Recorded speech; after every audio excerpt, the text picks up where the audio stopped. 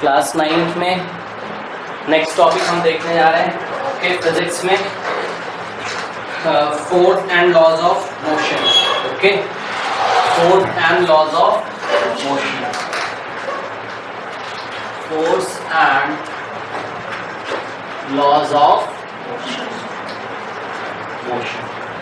देखिए सबसे पहले आपने चैप्टर 1 में पढ़ा था मोशन, ठीक है ना। तो अब हम मोशन के कुछ लॉज पढ़ेंगे। 3 लॉज हैं, first law of motion, second law of motion and third law of motion. और लास्ट चैप्टर में क्या पढ़ा था? मोशन की इक्वेशंस। वो इक्वेशंस थी, अब क्या पढ़ेंगे? इसके लॉ। मोशन को कुछ लॉज गवर्न करते हैं। 3 लॉज हैं हमारे पास जो न्यूटन ने दिए थे, वो हम पढ़ेंगे। इससे पहले हमें समझना है यहाँ बहुत जरूरी है कि what do you mean by force. Force क्या होता है? तो सिंपल शब्दों में हम बोले अगर तो force is the push or pull on a body, ठीक है ना, ऑन अ बॉडी और ऑन अ ऑब्जेक्ट। तो नोट कर लेते हैं, ये सिंपल है, इसमें कोई दिक्कत नहीं है।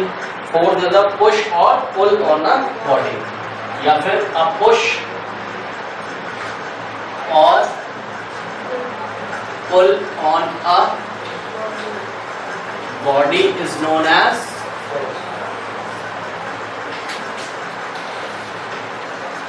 force. Okay.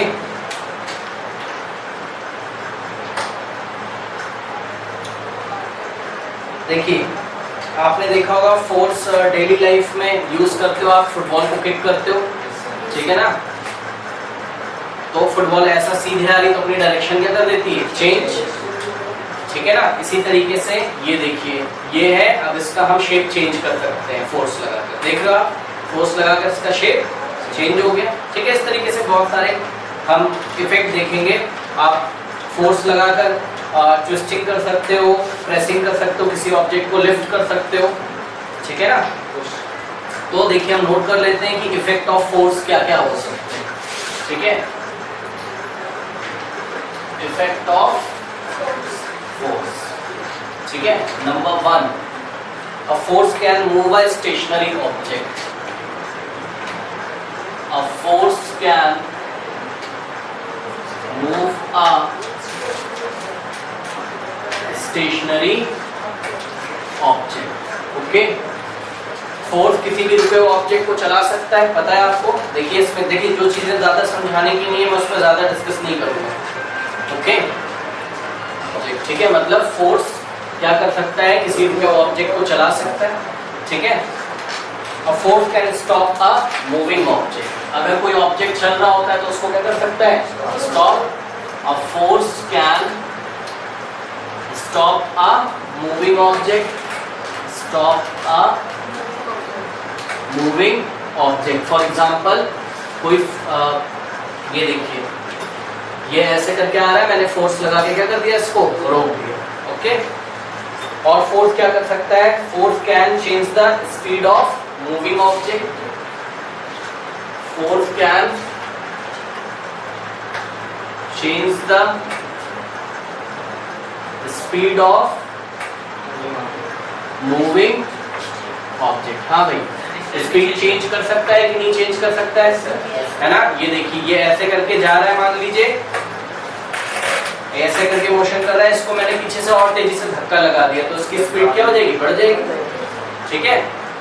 अभी हम लोग इसको डिटेल में डिस्कस करते हैं। नेक्स्ट देखिए, force can change the direction. Yes और no? Force can change the direction of moving object. Football आ रही होती है, इस डायरेक्शन में आप किक कर देते हो, अपनी डायरेक्शन चेंज कर लेती है, तो आप उसमें क्या अप्लाई करते हो? फोर्स। नेक्स्ट है, force can change the shape और साइज ऑफ अ ऑब्जेक्ट, ठीक है ना। Force can change the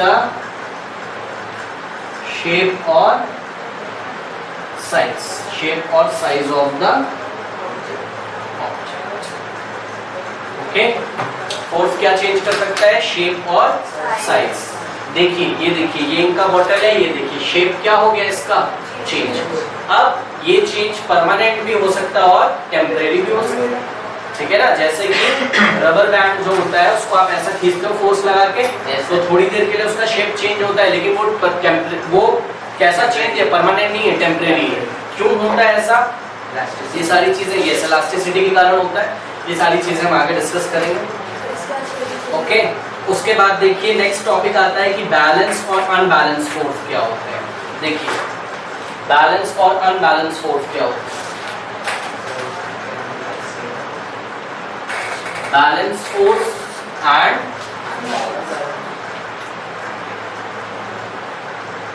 unbalanced force क्या होते हैं। बैलेंस फोर्स क्या होते हैं, सुनिए जरा ध्यान से। एक काम करते हैं, आप इधर आइए बोलो। देखिए ये एक ऑब्जेक्ट है, ध्यान से देखिएगा, ये एक ऑब्जेक्ट है, ये खींच रहे हैं, खींचिए। हाँ, सपोज अब ये जा रहा है इनकी तरफ, क्या नहीं, मेरी तरफ आ रहा है, क्या नहीं, ठीक है। तो जितना फोर्स ये लगा रहे हैं उतना ही मैं लगा रहा हूँ, ध्यान से सुनिएगा जरा। जितना फोर्स ये लगा रहे हैं उतना ही मैं लगा रहा हूँ, ठीक। अब सपोज इसको आगे कोई इधर से खींचने लगे इस टाइम, तो मैं सपोज 5 न्यूटन लगा रहा हूँ और ये भी कितना लगा रहे हैं, 5 न्यूटन। तो 5 न्यूटन मेरी डायरेक्शन में, 5 न्यूटन इनकी डायरेक्शन में क्या हो गया, कैंसिल। और अगर कोई 6 न्यूटन से इधर से आके खींचने लगे तो रिजल्टेंट किधर आएगा, 6 न्यूटन, क्योंकि इफेक्टिव फोर्स किधर आया, इधर। तो ऑब्जेक्ट किधर भागने लगेगा, इधर। और उसी टाइम अगर कोई आया और 6 न्यूटन से ऐसा पीछे खींचने लगे तो फिर से क्या हो जाएगा, कैंसिल। ये वाला 6 इस 6 से कैंसिल, इनका 5 मेरे 5 से कैंसिल। तो बताइए क्या ऑब्जेक्ट पे फोर्स नहीं लग रहे हैं, लग रहे हैं, लेकिन रिजल्टेंट कितना है, 0। ये चीज आपको ध्यान देनी है, फोर्स लग रहा है लेकिन रिजल्टेंट कितना है, 0। तो ऐसे फोर्सेस को क्या बोला जाएगा, बैलेंस फोर्स। तो बैठ जाइए। तो बैलेंस फोर्स कब होते हैं, if the resultant of all the forces acting on a body is 0।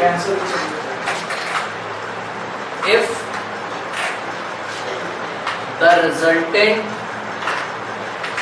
Of all the forces acting on a body is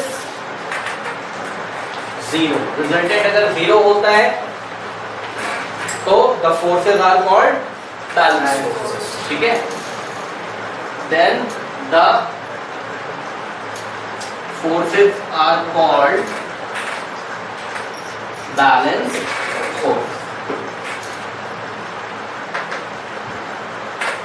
okay. बताइए जब बैलेंस फोर्स होता है तो बॉडी मोशन करती है कि नहीं करती है, हाँ नहीं करती है, ओके।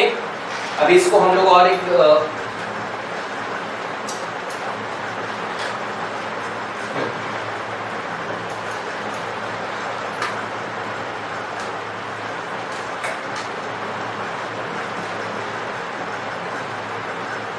सुनिए भाई जरा ध्यान से। ये बैलेंस फोर्स के बारे में थोड़ा सा और हमको डिस्कस करना है। इसको रब कर दूं मैं, हाँ देखिए अब बैलेंस फोर्स के बारे में थोड़ा सा और डिस्कस कर लेते हैं, ठीक है ना।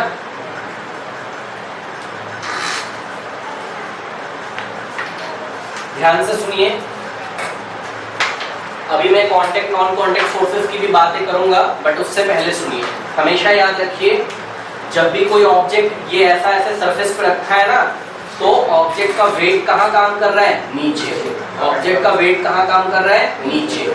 तो अगर ऑब्जेक्ट का वेट नीचे काम कर रहा है तो ये नीचे क्यों नहीं जाता है, तो आंसर है सरफेस भी इस पे क्या लगाता है, ऊपर की डायरेक्शन में फोर्स। और उस फोर्स को हम बोलते हैं नॉर्मल या फिर फोर्स ऑफ रिएक्शन। फिर से देखिए जरा, ये एक टेबल है, ठीक है, या ग्राउंड है, कुछ भी कह सकते हैं आप। अब हम बैलेंस फोर्स को थोड़ा डिस्कस कर लेते हैं, ठीक है। और ये आपके पास एक बॉक्स रखा हुआ है, बॉक्स का मास कितना गिवन है, m, ठीक है। और इस चैप्टर को स्टार्ट करने से पहले आप लोग एक फॉर्मूला याद रखिए जिसको हम अभी डिस्कस भी करेंगे।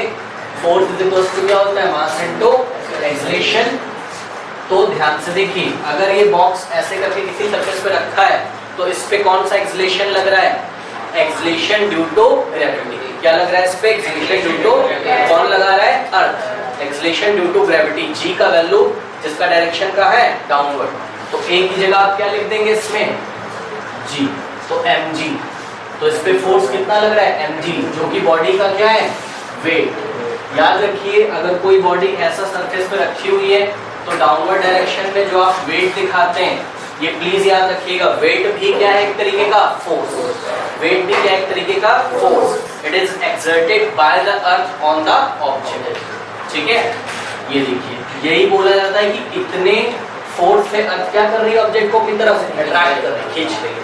तो ये ऑब्जेक्ट नीचे क्यों नहीं जाता है? तो इसका आंसर सुनिए। ये ऑब्जेक्ट नीचे इसलिए नहीं जाता है, जैसे कि डस्टर इनके पास नहीं जा रहा था ना तो मेरे पास। क्यों? 5 न्यूटन अगर इन्होंने लगाया था तो 5 न्यूटन मैंने लगाया था। तो वही चीज है, अगर mg ऐसा डाउनवर्ड लग रहा है तो इसके जस्ट ऑपोजिट क्या काम कर रहा होगा? एक फोर्स, जो कि कौन लगा रहा होगा? प्लेन, जिस प्लेन पे बॉक्स रखा है। याद रखिए, हमेशा भूलिएगा नहीं। ठीक है, बताइए ये डस्टर इस प्लेन पे रखा है और डस्टर का वेट है 5 न्यूटन नीचे। बताइए रिएक्शन फोर्स कितना होगा? समझ में आ गया? याद कर लो इसको। ठीक है, इसको हम बोलते हैं कैपिटल आर से दिखाते हैं, या तो किससे दिखाते हैं? एन से दिखाते हैं।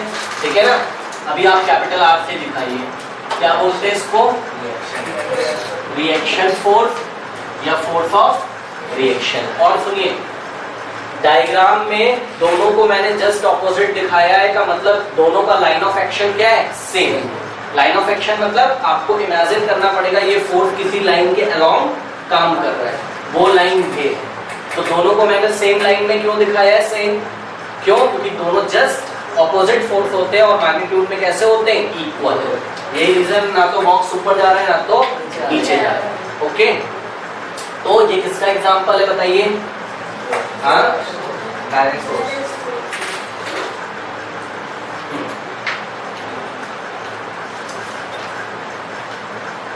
अब देखिए, इसमें मैं एक काम और करने जा रहा हूं, ध्यान दें।